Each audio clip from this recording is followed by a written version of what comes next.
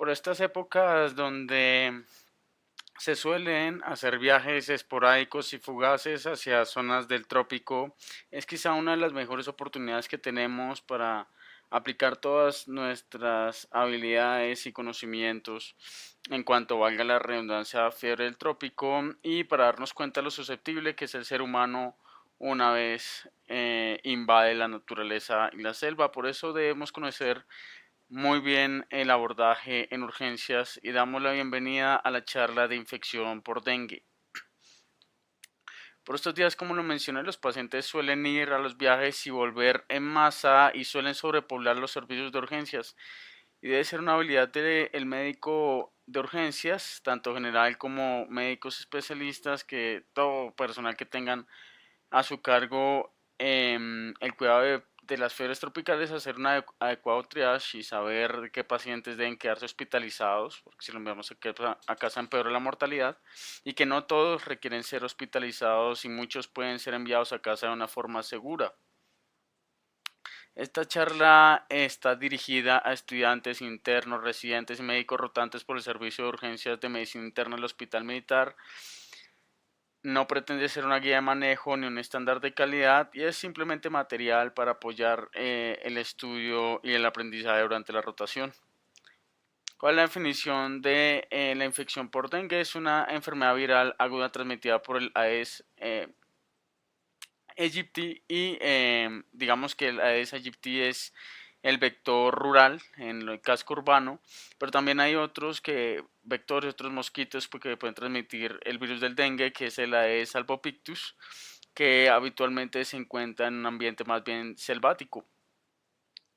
Vean por ejemplo en esta imagen de la derecha que es el típico caso donde usted puede encontrar dengue. Lo que era antiguamente selva ahora es invadido por un casco urbano y todos los mosquitos e infecciones que normalmente uno podía tener en esas selvas ahora aparecen en un área rural, en una ciudad o en un pueblo, digámoslo así, y es ahí donde nosotros vamos a hacer nuestros viajes. El virus del dengue es un virus RNA monocatenario perteneciente a la familia Flaviviridae y existen cuatro serotipos, desde el 1 hasta el 4. En el mundo, el dengue es una enfermedad demasiado prevalente, más o menos 3.900 millones de personas se encuentran expuestas al virus del dengue por la altura de sus ciudades, recuerdo, menores a 2.200 metros sobre el nivel del mar, de las cuales se infectan aproximadamente cada año 390 millones de personas. Es muy prevalente, en especial en Sudamérica, Asia suroriental y en el Pacífico. Tan solo en el 2010 de 1.600.000 casos reportados, 49.000 fueron graves. La mortalidad para el 2016 fueron 1.032 muertes de los 2.380 casos, de los 2.380.000 casos reportados y se en cuenta cómo aumenta el número de reporte de casos y probablemente la prevalencia de la enfermedad. Es prevalente en zonas con menos de 2.200 metros sobre el nivel del mar. En Colombia la incidencia ha aumentado en las últimas décadas. En los años 78, 1978, más o menos habían 143 casos por cada 100.000 habitantes por año. Ya para el 2013, 476 casos por 100.000 habitantes por año. La mortalidad ha venido en descenso realmente, en donde para el 2016 fue de 1.9%. Ya veremos más cercano de cuánto ha disminuido la mortalidad. Y es importante saber que la mayoría del territorio nacional, más o menos un 90%, se encuentra por debajo de los 2.200 metros sobre el nivel del mar. Ya en el año 2017 tenemos otra estadística. Se reportaron 25.284 casos. De ellos, un poco más de la mitad, el 58.3%, fueron dengue sin signos de alarma y con signos de alarma 40.7%, dengues graves menos del 1% y las muertes fueron muy por debajo del 0.5%. Es importante saber que la prevalencia de esta enfermedad no solo depende de que aumente la infección, sino que de pronto también aumenta las campañas eh, de sensibilización y obviamente entre más reportemos, más detectamos. También es algo que influye. Hay grupos que se ven más afectados por el dengue, entre ellos los mayores de 65 años, el 16%, y los menores de 4 años, el 13.1%. Casi todo el territorio colombiano está susceptible o es susceptible a una infección por virus del dengue. Y vean aquí cómo se ha modificado la prevalencia a medida que van pasando los años. Para el 2010 hubo un pico muy importante de dengue o de notificaciones por dengue.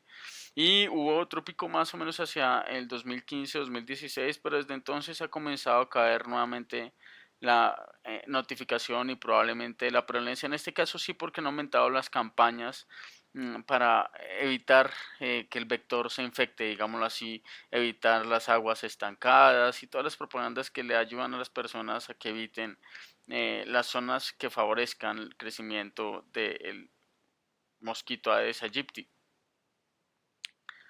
Hablemos ahora sí un poco de la fisiopatología.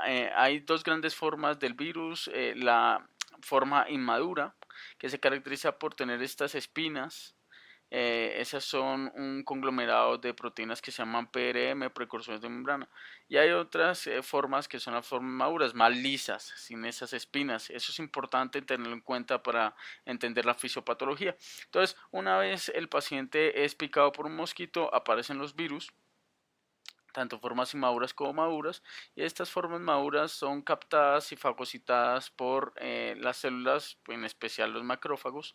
Tienen receptores que pueden ser muy variables, no hay un único receptor que favorezca la adherencia del virus del dengue a la membrana celular. Este es endocitado. Normalmente un microorganismo que es endocitado aparece un pH ácido que lo destruye, pero en el virus del dengue ese pH ácido favorece que se fusione la membrana de la vesícula endosomal con la cápside o con la cápsula del virus, liberando el material genómico hacia el citoplasma celular. Este material genómico, recuerden, es un RNA monocatenario que simplemente va hacia los ribosomas en el retículo endoplásmico y pues es traducido hacia proteínas y hacia más material genómico. Este material genómico se termina empaquetando, forman la nucleocápside, que finalmente se termina ensamblando y viajando hacia el aparato de Golgi, donde termina de hacerse los últimos, digámoslo así, cindirse, los últimos arreglos pues, del virus, y termina produciéndose vesículas y liberando virus inmaduro hacia el plasma, tanto, y finalmente ahí otra vez vuelve a madurar y se vuelve a infectar otras células, liberando una alta carga viral. Bueno, el virus tiene varias partes que codifican, entonces está una zona que codifica para la cápside, otra que la PRM que codifica, es un precursor de membrana, otro que es el E, que es el que codifica para la envoltura del virus, y otros 7 genes que son no estructurales. El que nos interesa y más nos atañe es NS1 o antígeno no estructural 1. Ya veremos la importancia de ese antígeno. Y una vez se libera este virus, ¿qué pasa? Aunque también puede pasar una primera infección, está descrito también mucho en las segundas infecciones que aparece el virus, es captado por anticuerpos que la mayoría de las veces no son neutralizantes, pero sí opsonizan el virus, es captado por el receptor del macrófago, es fagocitado. Esta fagocitosis favorece el crecimiento e infecta la célula, el crecimiento intracelular del virus y la infecta, en especial de los células dendríticas, y esto ocasiona en general 4 grandes vías. La primera, que se replique el virus y se ha liberado antígeno NS1 y virus hacia el plasma. El antígeno NS1 se une al heparansulfato, que se parte del glicocálix a nivel endotelial. Este glicocálix se encarga de modular y regular la vasodilatación a nivel endotelial y a nivel vascular. Entonces, al unirse ese NS1 con el glicocálix, aumenta la permeabilidad endotelial y aumenta la fuga capilar con disminución del volumen arterial efectivo y salida de líquido libre hacia el espacio extravascular. También esas células dendríticas comienzan a generar una cascada inflamatoria y mediadores inflamatorios, una tormenta inflamatoria que no es efectiva del todo para eliminar el virus, pero sí favorece una vasodilatación aumentando nuevamente la fuga vascular. Y finalmente, pues se producen mucho más virus infectando otras células y generando un círculo vicioso. Vean que la fuga capilar aparece en los primeros días y comienza ya a hacer un pico en el momento de la fase crítica. También las células dendríticas activan células natural killer y otros tipos de células, pero aquí para disminuir la complejidad de la gráfica, el New England Journal of Medicine nos pone las células únicamente de natural killer y también aumentan la producción de citoquinas, que no siempre son neutralizantes, pero sí es una tormenta inflamatoria, la cual también favorece mediante mediadores proinflamatorios la vasodilatación y la fuga capilar. ¿Qué es importante de esta gráfica de arriba? Esto de aquí arriba, esta línea roja, es la carga viral. A medida que va cayendo la carga viral, aparece la fase crítica. Eso demuestra dos grandes cosas. La primera, el virus genera una respuesta inmune y es cuando comienza a caer que aparece la fase crítica. Eso quiere decir que la fase crítica depende del sistema inmune. ¿Mm? Pero también nos muestra que la permeabilidad capilar va aumentando a medida que la carga viral va apareciendo. Entonces es algo que se va acumulando y va aumentando. Vamos a la fisiopatología un poquito más a fondo. Entonces, cuando usted tiene una infección por virus del dengue, de cualquiera de los 4 serotipos, se genera una respuesta inmune.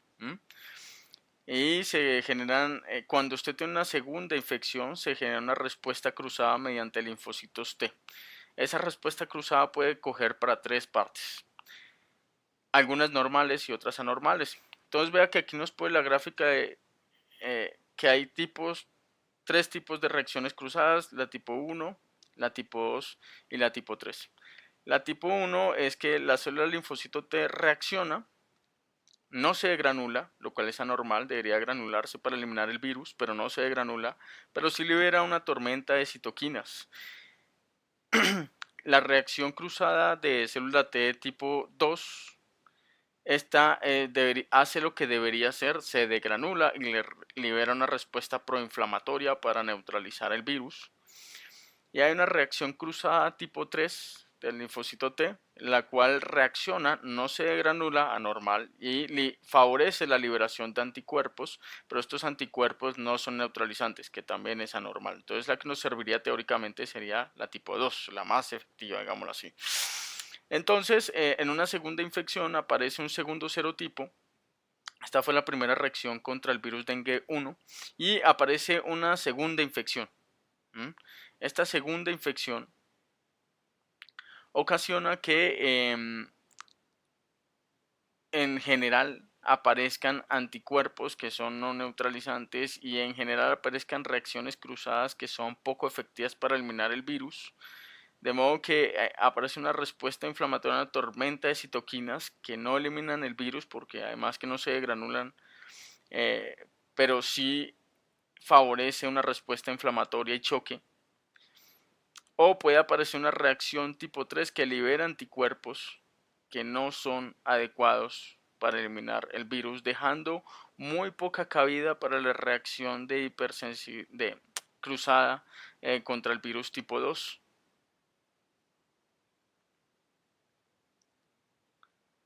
Entonces, esta reacción inflamatoria tipo 3 genera anticuerpos que tienen dos grandes problemas. La primera es que son anticuerpos no neutralizantes, reconocen y en especial tienen afinidad contra estas espinas que son la proteína PR de la membrana y que identifican el virus como inmaduro. No lo destruyen, pero sí lo opsonizan. Y esa opsonización favorece que sea capturado por el macrófago, no lo destruye y se aumenta la carga viral. Y aparece el concepto del pecado original del virus del dengue, en donde en la primera infección se generan anticuerpos con mucha afinidad y eventualmente podrían tener una buena capacidad para destruir el virus. Pero en la segunda infección por otro serotipo distinto de dengue, estos anticuerpos tienen una buena afinidad, se unen a ese virus, pero no tienen una buena capacidad de destrucción pero sí favorecen además que sea opsonizado, marcado y fagocitado por los macrófagos, y estos, como no lo logran destruir, aumenta la carga viral generando una especie de reacción paradójica en la segunda infección, en donde hay anticuerpos los cuales aumentan en vez de disminuir la carga viral. Y acuérdense que la carga viral, entre más carga viral, sí se ha correlacionado con peores desenlaces en el virus del dengue. Esto se describió mucho en neonatos y en hijos de madres que habían sido expuestas al dengue en el África, en donde se dieron cuenta que en el primer año, que era donde los neonatos todavía tenían el anticuerpo de la mamá, transmitido por la mamá, tenían eh, peores desenlaces y tenían más tendencias a hacer un choque, algo así. Y lo que se veía en ese momento era como si heredaran la mala respuesta de su mamá, el pecado original. Y bueno, volvamos otra vez. Entonces, el virus que es infectante, pues nuevamente es fagocitado y endocitado pues, por la célula. Eh, por aquí volvamos otra vez a esta parte de la gráfica. Entonces, el liberado es endocitado por la célula y se replica por todos los mecanismos que ya vimos, aparece mayor carga viral, y esta carga viral provoca que sea reconocido por anticuerpos, los cuales activan también el sistema de complemento y aumentan una respuesta inflamatoria que no es efectiva, pero que sí choquea al paciente. Y además se liberan virus con su respectivo antígeno NS1, que se une al glucocálix y aumenta la fuga capilar por vasodilatación. Y hay un aumento excesivo en la producción y citotoxicidad y en la producción de citoquinas, pero sin destrucción completa del virus.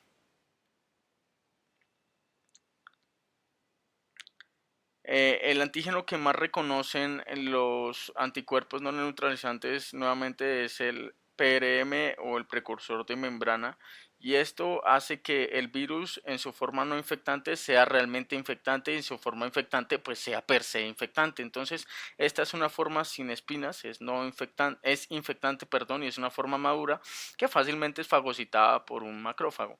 Y las formas que teóricamente no eran infectantes porque eran inmaduras, aún así se vuelven infectantes porque los anticuerpos los reconocen y aún así son fagocitados por los macrófagos y se siguen replicando a nivel intracelular, salvo que sean recubiertos completamente por anticuerpos, en cuyo caso es mucho más difícil que se repliquen a nivel intracelular. Pero en general los anticuerpos hacen que las células que inicialmente eran no infectantes porque eran inmaduras también sean infectantes, empeorando aún así la respuesta eh, inflamatoria a nivel empeorando así la carga viral y los desenlaces.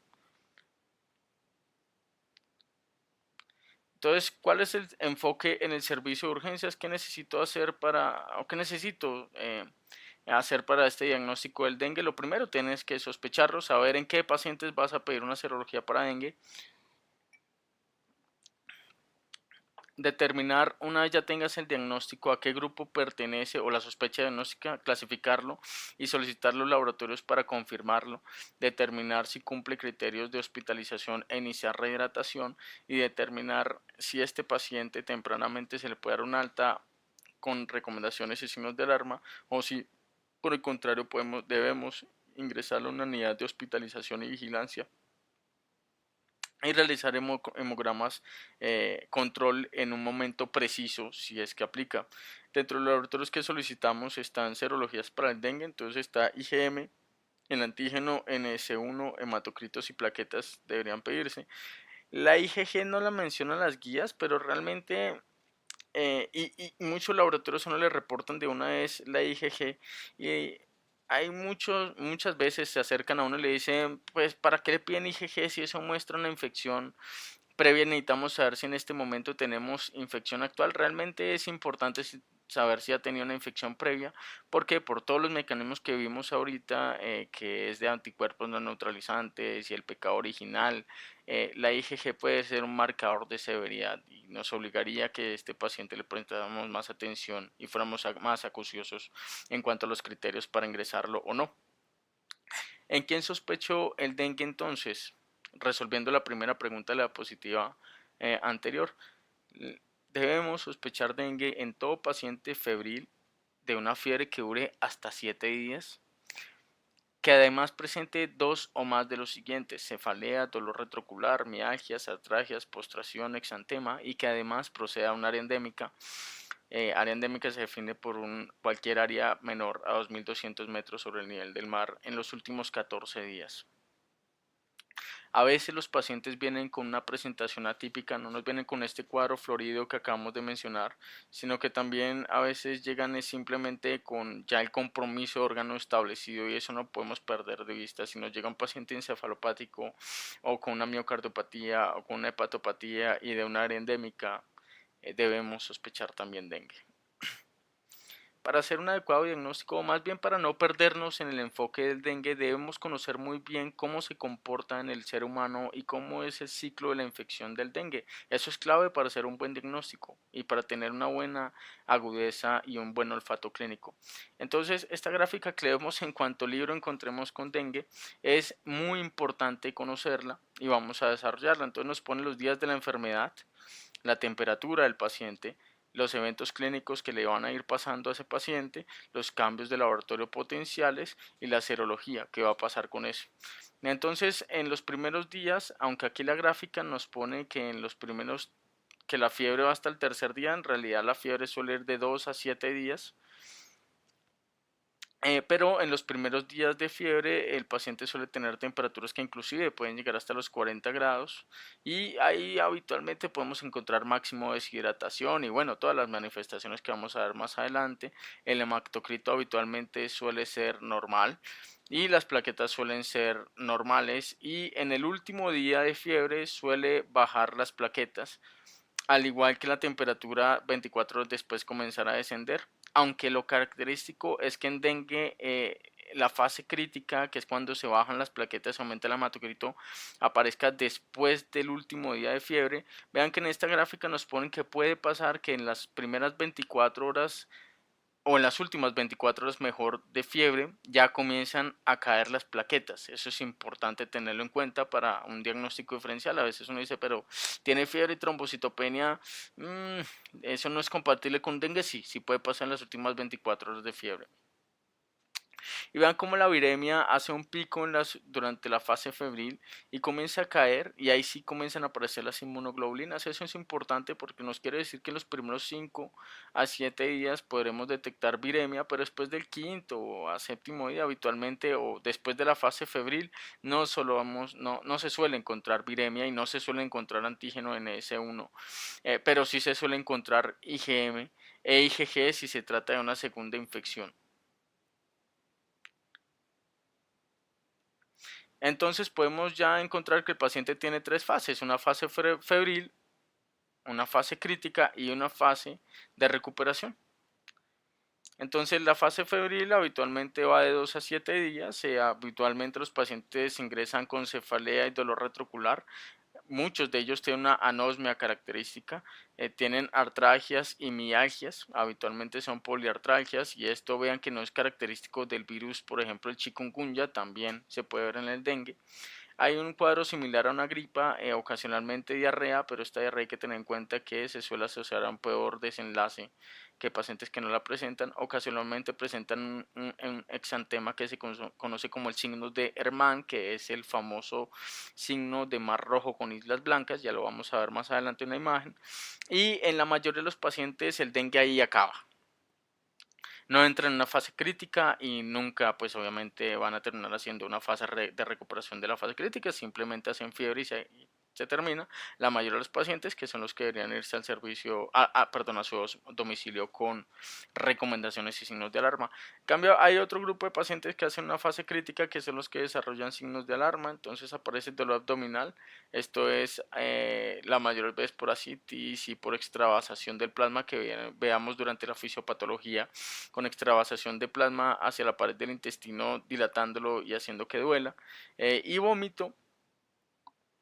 Digamos que vómito, que aparece como un signo de alarma el vómito incoercible, eso tiene una definición y es más de 3 vómitos o más de 3 episodios de mesis en la primera, durante 1 hora, o más de 4 episodios de mesis en menos de 6 horas.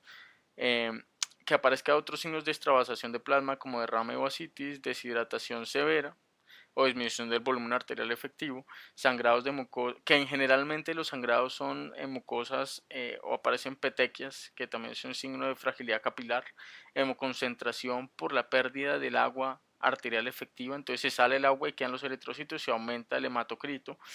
Hepatomegalia, que la definen como mayor a 2 centímetros y dolorosa por debajo del reborde costal, hipotensión, choque, hipotermia, disminución de la presión del pulso por debajo de 20 minutos de mercurio, taquicardia, frialdad, llenado capilar lento, esto es paciente choqueado, somnolencia o irritabilidad, que también pueden ser manifestaciones tanto del choque como de una encefalopatía por dengue. Y después la fase crítica habitualmente dura de 24 a 72 horas, generalmente son 72 horas. Después de eso aparece una fase de recuperación en donde hay una mejoría sintomática evidente, aparece poliuria, pues por toda esta redistribución del líquido que había salido de los capilares hacia el líquido extravascular, ya el paciente se comienza a recuperar, retorna el líquido hacia los vasos sanguíneos y aparece una poliuria compensatoria en donde hay que tener cuidado con los pacientes con cardiopatías y nefropatías crónicas por el riesgo que tienen de edema pulmonar y sobrecarga. Hay una normalización del hematocrito y una característica elevación de plaquetas. Una vez hay una tendencia hacia la alta de las plaquetas, ya no hay nada que las pueda otra vez volver a bajar si el paciente únicamente tenía dengue. Y ahí puede haber o no un examen de edema tardío, y hay que tener mucho cuidado con la hipervolemia. Estos pacientes que nosotros hidratamos como tan agresivamente, si tiene una cardiopatía o una nefropatía, en la fase de poliuria y de redistribución del líquido y de recuperación pueden hacer un edema pulmonar.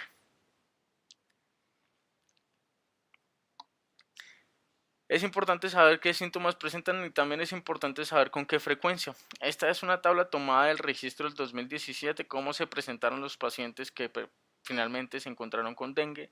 Y aunque fiebre es el común denominador, realmente es porque esos son los que se notifican. Rara vez alguien notifica a un paciente por dengue sin tener fiebre. Pero es interesante saber que casi más de un 80% se presentaron con cefalea. No es tan frecuente el dolor retrocular, que es algo que uno a veces cree que es, si no se presentó con dolor retrocular, menos probable. Las mialgias son un factor denominador común en donde se aparecen la mayoría de los pacientes, lo mismo que las artralgias, y la erupción cutánea es algo que no es infrecuente, 20%. Dentro del dengue grave, manifestaciones de dengue grave, una trombocitopenia pues bastante profunda, y además signos de extravasación severa de plasma y además signos de choque. Esos habitualmente son los grupos de pacientes con dengue grave. ¿Qué hay de las serologías? Ya tenemos el diagnóstico clínico, ¿no? Ya sabemos en quién sospecharlo, ya tenemos todo el abanico de síntomas. Entonces, ¿qué hay de la serología? ¿Cuándo pedirlas? Eso depende mucho del momento de la toma de las muestras. Entonces, en los primeros, generalmente 5 días, aunque se puede extender hasta el día 7, pero generalmente los primeros 5 días aparece el NS1. Si usted le quiere pedir una viremia por PCR, pues es hasta el día 5, pero en general el NS1, el antígeno no estructural 1, desaparece entre el quinto y séptimo días, por eso que los pacientes que ya dentro del día 8, 9 ya no tiene ningún sentido solicitarlo, inclusive en el día séptimo. Y vean que en una primoinfección aparece la IgM hacia el día 4, comienza a aumentarse exponencialmente hacia las 4 semanas, y la IgG solo aparece después del séptimo día cuando hay una primoinfección. Bueno, si usted encuentra una IgG elevada antes del día 7, probablemente es que es el segundo episodio o una infección por un segundo serotipo de dengue, y este paciente tiene más riesgo de hacer un choque, un dengue grave, digámoslo así.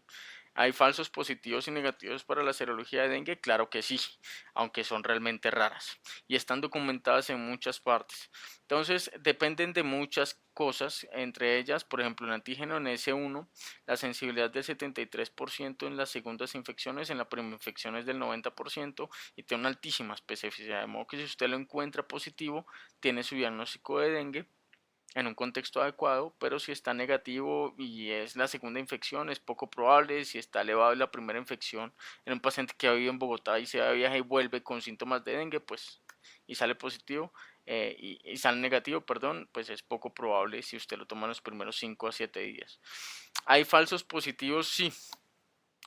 Aunque el citomegalovirus y otros flavivirus pueden elevar el NS1, es importante también el contexto, en donde hay casos anecdóticos en donde pacientes llegaron con fiebres prolongadas de hasta un mes, que fue el dato clave en esos pacientes, y les tomaron un NS1 a alguien pensando en algún dengue y salieron positivos y finalmente no tenían dengue.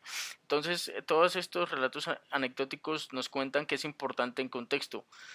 No le pida un NS1 si el paciente lleva más de 7 días con fiebre, porque probablemente le dará un falso positivo, o es más probable que se enfrente usted a un falso positivo que a un verdadero positivo. El IgM para dengue tiene una sensibilidad que también es variable. En la primera infección del 85%, en la segunda infección ya cae un poco, 60-80%, y la especificidad es muy buena. Cuando usted lo encuentra positivo, pues hace probablemente su diagnóstico en un contexto adecuado. Es importante saber que hacia el día 5 la sensibilidad de la IgM para dengue es solo de un 50% más o menos, 50-60%, y aumenta ya al 90% hacia el día 7 a 8. Entonces es importante de pronto, aunque las guías recomiendan repetir nuevo control a las 4 semanas, usted no suele esperar eso, sino que muchas veces si alguien lo pidió al día 3 la IgM, pues usted debe saber que todavía probablemente no se ha elevado y lo más probable es que haya que repetir una muestra en un momento adecuado para hacer el diagnóstico de dengue si realmente está todo el contexto clínico a favor de ello. Ahora ya tenemos el diagnóstico, ya tenemos la clínica, ya lo confirmamos mediante serología. ¿Y ahora qué hacemos? Debemos clasificarlo, porque no solo importante es el diagnóstico, sino saber ahora sí ese paciente qué vamos a hacer. Acuérdense la primera diapositiva de este pobre sujeto atestado de una oleada zombie. Eso le puede pasar a usted en un servicio de urgencias si usted no sabe hacer un buen triage y sobrecarga su servicio de urgencias vigilando dengues. Entonces debe saber que hay tres grupos, el grupo A, grupo B, grupo C. Grupo A es un paciente sin signos de alarma y sin factores de riesgo. Grupo B es con signos de alarma o con factores de riesgo para complicación o pacientes que tengan difícil acceso a los servicios de salud y que no pueda asistir a los controles adecuadamente. Y el grupo C es el dengue grave. Entonces tenemos el diagnóstico de dengue y la sospecha de dengue, digamos que lo confirmamos. Entonces tenemos que clasificar al paciente grupo A. En ese caso, ese paciente hace parte de la gran mayoría de los cuadros de dengue y habitualmente su tratamiento es ambulatorio. En cambio, si el paciente ingresa con signos de alarma, esto es dolor abdominal intenso continuo, vómitos persistentes, diarrea, somnolencia, irritabilidad. La guía colombiana incluye diarrea entre los signos de alarma, somnolencia, irritabilidad, hepatomegalia mayor a 2 centímetros, oliguria, hipotermia, hemorragia de mucosas o trombocitopenia. El punto de corte es menor a 100.000 y además que se asocia a hemoconcentración. Esos pacientes deben ser hospitalizados para reposición hídrica endovenosa, o si tienen factores de riesgo, que ya más adelante vamos a ver, también deben ser hospitalizados, pero el tratamiento dependerá si toleran o no vía oral. Y finalmente tenemos que identificar si el paciente cumple con alguno de los grupos de dengue grave, entre ellos que esté choqueado, hipotenso, o que tenga marcadores de lesión renal, eh, de compromiso de órgano, ya veremos cuáles son, o que esté sangrando activamente y tenga un sangrado grave. Entonces, ¿cuáles son los signos de alarma realmente? Signos de alarma para dengue: dolor abdominal que sea intenso y continuo, esa es la característica, que tenga vómitos persistentes, ya definimos cómo es el vómito persistente, más de 3 en una hora o más de 4 en 6 horas, hipotensión postural, hipotimios, hepatomegalia dolorosa más de 2 centímetros por debajo alrededor de costal, hemorragia mucosa, somnolencia, irritabilidad y oliguria, que son signos de hipoperfusión de esos órganos, hipotermia severa, hemoconcentración asociada a trombocitopenia, edemas, derramas pleurales. Aquí ya previamente os dije que diarrea puede ser un signo de alarma o lo ponen dentro del algoritmo. El signo de torniquete positivo es un signo de alarma. Cuidado con eso, no hace parte de los dengues graves, sino que es un signo de alarma. ¿Cómo lo hacemos?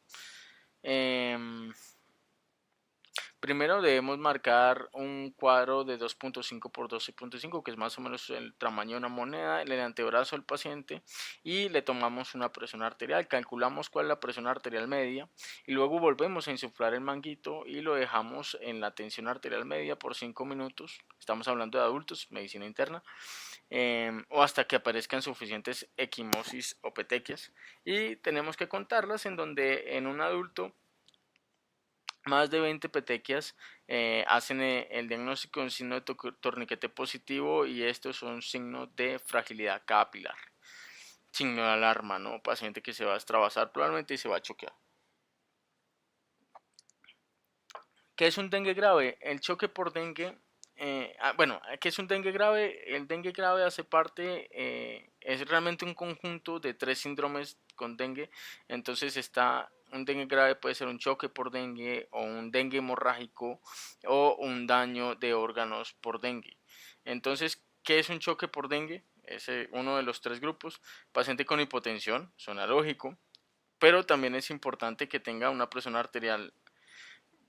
Perdón, también es importante sospecharlo y hacer el diagnóstico de pacientes con presiones arteriales convergentes, o sea, una disminución de la presión del pulso, que está definido como una diferencia entre la presión arterial sistólica menos la diastólica menor a 20 milímetros de mercurio, una media menor a 70 milímetros de mercurio, que también tenga extremidades frías, cianosis, pulso rápido y fino, o un llenado capilar lento mayor a segundos, hace parte del diagnóstico de choque por dengue. Estos pacientes no se pueden enviar a casa definitivamente y deben ser vigilados en una unidad de cuidados críticos. Que hay algunos ejemplos de las manifestaciones del dengue. Vean este paciente, que es realmente un niño, cómo se observan demasiados puntos no palpables, seguramente que son las petequias. Aquí está un paciente con un antebrazo, el cual le intentaron tomar una punción, pero sangró, hizo un hematoma muy fácilmente, que es característico también del dengue. Aquí un paciente pues con un vil hematoma por la trombocitopenia tan severa. Y aquí este es el que más nos interesa, el signo de Hermann, que se ve un rash en la piel rojo que desaparece a la digitopresión, que se intercala con zonas moteadas de piel normal, que asemeja un mar rojo con islas blancas. Es el famoso mar rojo con islas blancas, que habla del paso de la fase febril a la fase crítica. En cuanto al dengue grave, también tenemos los otros 2 grupos, que es el paciente que tiene choque distributivo por fuga capilar y disminución del volumen arterial efectivo, y eso lo detectamos porque el paciente tiene una extravasación de plasma y se observa como paciente con acumulación de líquidos, ascitis, derrame pleural, edema de asas intestinales asociados a dificultad respiratoria. Cuando el paciente tiene extravasación de líquidos con dificultad respiratoria, ya es un dengue grave.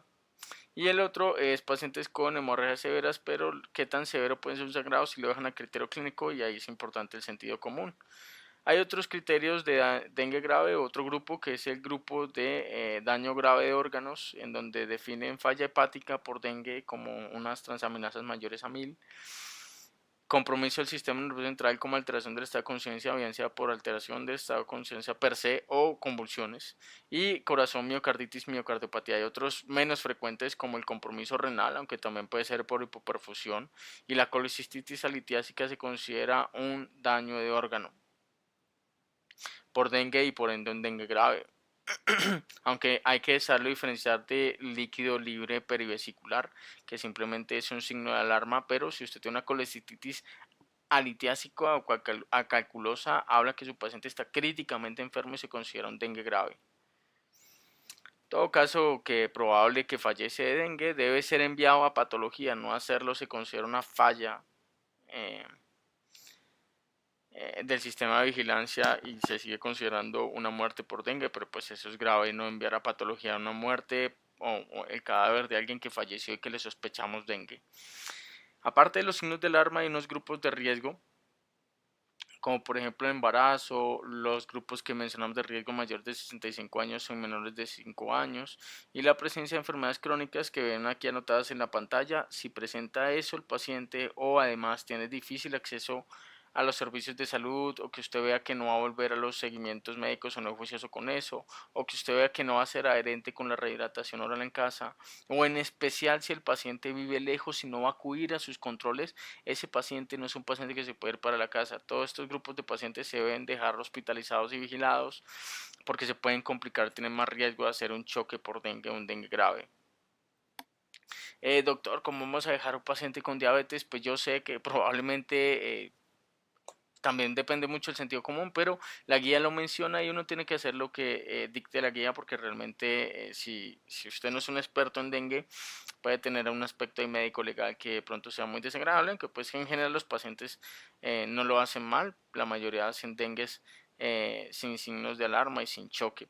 Pero piénselo de pronto que esta hospitalización solo va a ser por 24 o 48 horas y lo está haciendo basado en una guía y no va a tener ningún problema hacerlo.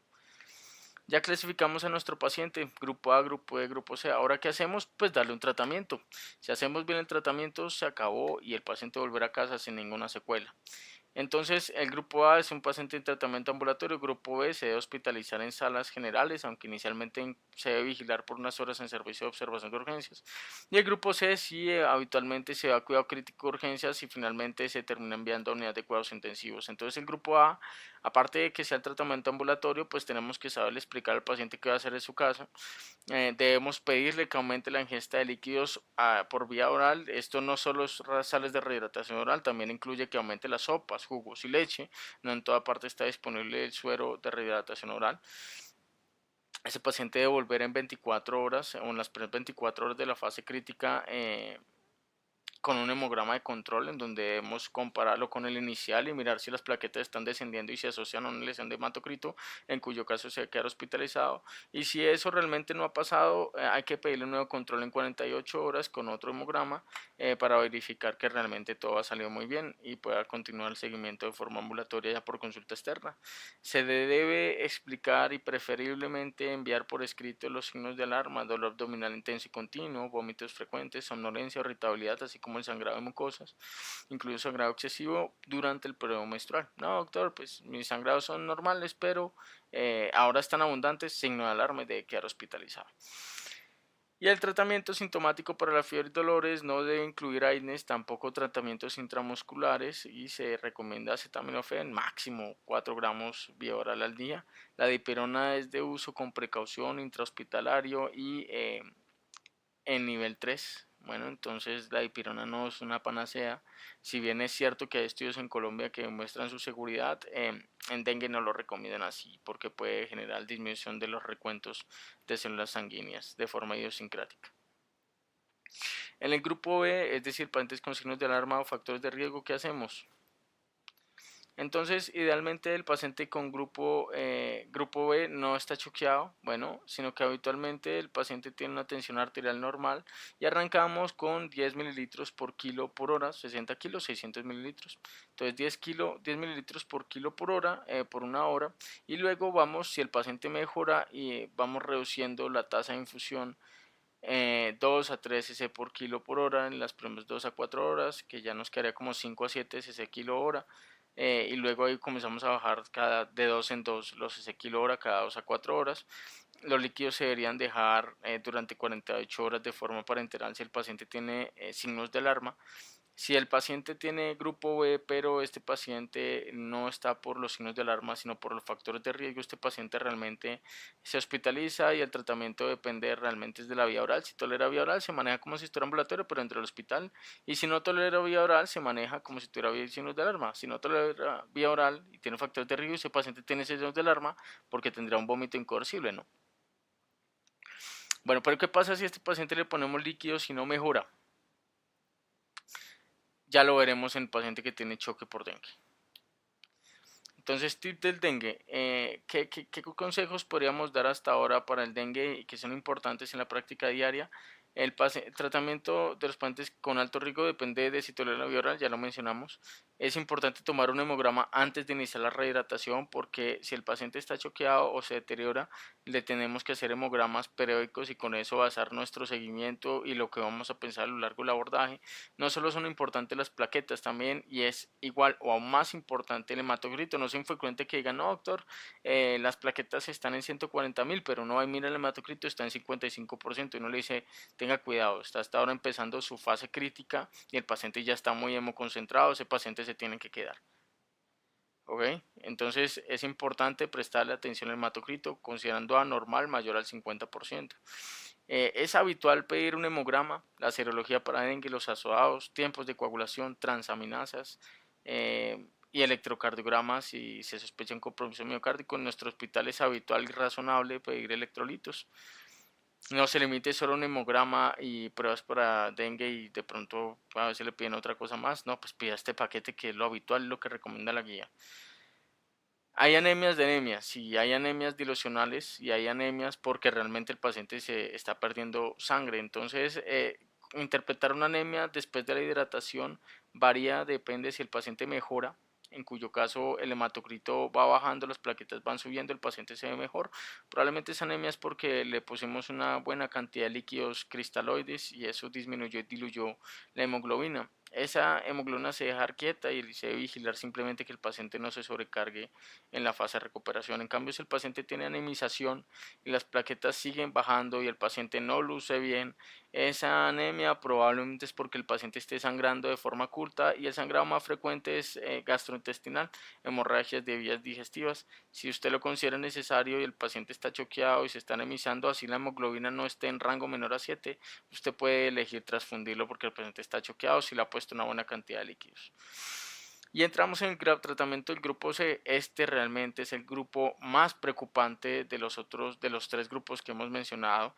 Este paciente se debe enviar al área de observación y cuidado crítico de urgencias y irle pidiendo cama en UCI. Lo primero que debemos hacer y saber es que el dengue no tiene un tratamiento específico y se basa en hidratación. Y lo primero que le hacemos habitualmente, porque el paciente con dengue grupo C es un paciente que está choqueado, y es que le vamos a poner un bolo de cristaloides. Aunque la guía dice que cristaloides solución salina lactato Ringer, ya sabemos que hoy en día hay estudios que compararon solución salina versus lactato Ringer en pacientes críticamente enfermos y los pacientes con lactato Ringer tuvieron mejores desenlaces renales. El estudio SMART y SALT demostraron esas cosas, y por eso en esta diapositiva pongo lactato Ringer, 20 cc por kilo endovenosos en bolo de 15 minutos, y vigilamos que logre una presión arterial mayor a 70 mililitros de mercurio. A continuación, si recupera la presión, la guía nos dice inicialmente que continuamos a 100 mililitros por hora, pero realmente más adelante se contradice y yo creo que es mejor lo que vamos a hablar más adelante. Y tenemos que hacer un nuevo hematocrito después de ese bolo si el paciente no mejora. Si usted le hace un nuevo hematocrito post bolo, o sea, a los 15 minutos, un nuevo hematocrito, usted tiene que vigilar qué pasa. A veces también los gases muestran la hemoglobina y por ende el hematocrito. Entonces, si vigilemos el hematocrito postbolo, si no hay mejoría, según los resultados actuaremos. Si el hematocrito aún sigue mayor a 50%, quiere decir que le faltan líquidos y deberíamos administrar un nuevo bolo de líquidos. Pero si es menor al 45%, el paciente no mejora, probablemente tiene un sangrado en curso. Entonces, si el hematocrito continúa alto, debemos infundir un nuevo bolo de 10 a 20 mililitros por kilo, y en este caso considerar los coloides si están disponibles. Y este nuevo bolo se va a administrar en 30 a 60 minutos, revolvido después del segundo bolo con un nuevo hematocrito si el paciente nuevamente no mejora. Y nuevamente, si sigue mayor al 50%, nuevo bolo de 10 a 20 mililitros de cristaloides, preferentemente coloides, en 30 minutos, y así. Pero si el hematocrito va para abajo, pues considere ya después del segundo bolo una probable transfusión de glóbulos rojos. Extender los paraclínicos porque el paciente sea unidad de cuidados intensivos y no solo los que vamos solicitado inicialmente, también vamos a solicitar un ecocardiograma transtorácico, eco de abdomen, TAC de cráneo, albúmina, radiografía de todos los gases arteriales. Los que tienen un asterisco, los que se solicitan de rutina cuando el paciente se va a UCI. Los que no los tienen es ante una sospecha. Entonces, si usted sospecha una miocarditis por dolor torácico, por cambios electrocardiográficos, o si por alteración del estado de conciencia usted sospecha una encefalitis y de pronto eventualmente le van a tomar más estudios, es importante un TAC de cráneo, además si está trombocitopénico severo, y unos gases arteriales, pues si usted sospecha algún grado de choque y hipoxemia en esos pacientes. Entonces, un paciente que tenemos diagnóstico de dengue grave, le ponemos el primer bolo previa toma de hematocrito. Y esto es usual porque cuando apenas canalizan al paciente, el servicio de enfermería está muy entrenado en tomar los tubos. El lactato Ringer, por lo que ya mencionamos, en 15 minutos y reevaluamos. Entonces, el paciente mejoró. Puede o no tomar un hematocrito, pero en general si el paciente mejora, ya comienza uno a reducirle la infusión de líquidos, inicialmente 7 cc por kilo por hora por 1 a 2 horas, y ya hay 2 a 4 horas siguientes de 5 a 7 cc por kilo por hora, y luego en las siguientes 2 a 4 horas de 2 a 3 cc por kilo por hora, y así se continúa disminuyendo por 48 horas el hematocrito, los líquidos, generalmente hasta llegar a 1 cc a 2 cc kilo hora. Pero el paciente, si no mejora, que es lo que habitualmente pasa con estos pacientes, y es importante saber que ellos no siempre se ven mal. Muchos pacientes se ven alertas, se ven lúcidos, pero se ve que la presión del pulso está baja, o se ven moteados, o se ven hipoperfundidos. Y es importante saber que no es solo como se ve el paciente, usted tiene marcadores de choque, actúe que el paciente esté choqueado, porque muchos pacientes se ven alertas, y todos los que hemos tenido alguna vez que tiene la fortuna o el infortunio de tener que tratar a un paciente con un dengue grave y probablemente que haya fallecido, hemos tenido la desagradable sensación de ver a un paciente que está despierto hablando, pero está hipotérmico, con una presión del pulso disminuida menor a 20, o hipotenso, y uno dice, este paciente pues está alerta hablando, pero está choqueado. Actúe como el peor marcador que usted tenga. Este paciente está choqueado, actúe de forma agresiva. Entonces este paciente no mejora y persiste inestable. Usted hágale un hematocrito post-bolo. Si sigue mayor al 50%, administre un nuevo bolo de coloides, preferiblemente de 10 a 20 cc por kilo, en 15 minutos a 30 minutos, y reevalúe. Si no ha mejorado, nuevo hematocrito post-bolo y actúe nuevamente en consecuencia. En cambio, si el hematocrito está bajando y el paciente no mejora, sospeche un sangrado, en especial una hemorragia digestivas altas, y transfunda ese paciente. Glóbulos rojos y plaquetas. Siga reevaluando si no mejora con nuevos hematocritos. En caso de sangrado, 5 a 10 mililitros por kilo de unidades de glóbulos rojos sería una transfusión adecuada si usted sospecha que ese paciente está hipovolémico y con depresión de volumen por un sangrado activo. El paciente, una vez se estabiliza, tenemos que evaluar los criterios de egreso. Entonces el paciente debe cumplir con todos los criterios a continuación para decidir dar un alta, y es que ya no tenga fiebre en las últimas 48 horas, que el paciente se vea mejor, que mejore su estado general, que recupere el apetito, que tenga un buen gasto urinario, no necesariamente tiene que cuantificarse con sonda, que tenga estabilidad hemodinámica y que no hayan signos de dificultad respiratoria. Esto hablando de la fase de recuperación y la hipervolemia por redistribución del volumen. Que hay una tendencia y que las plaquetas vayan elevándose. Usualmente que haya también, y esto usualmente hay un buen marcador de buen pronóstico, que es que se comiencen a elevar los leucocitos antes del ascenso plaquetario, y que el hematocrito esté estable, ya sin necesidad de líquidos endovenosos. Y aquí finalmente transfundimos. La guía no es clara en eso. Si usted busca en las guías simplemente dicen que transfunde cuando sea necesario. En realidad hay dos tipos de transfusiones de plaquetas que le podemos poner al paciente. Una se llama terapéutica, que es cuando el paciente está sangrando. Ahí hay una indicación completa de transfundir a su paciente. Si usted sospecha o confirma una hemorragia activa, por ejemplo de vías digestivas altas, transfunda las plaquetas en dengue. Están en 40.000, no importa, transfúndalo. Una unidad por cada 10 kilos de plaquetas. Pero el gran lío que siempre ha aparecido, y la duda, es la transfusión profiláctica.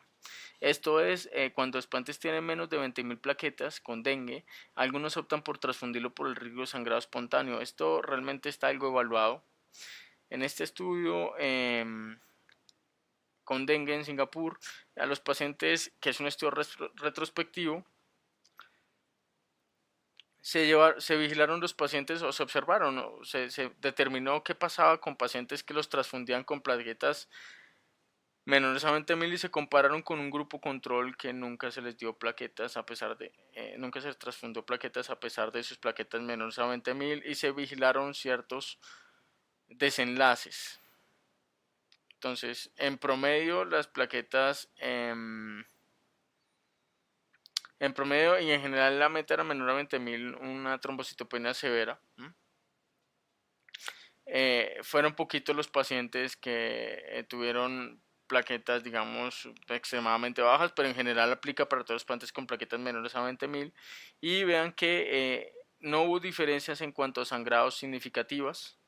No hubo tampoco diferencias en cuanto a la tasa de velocidad de ascenso o el recuento plaquetario que cogiera hacia arriba.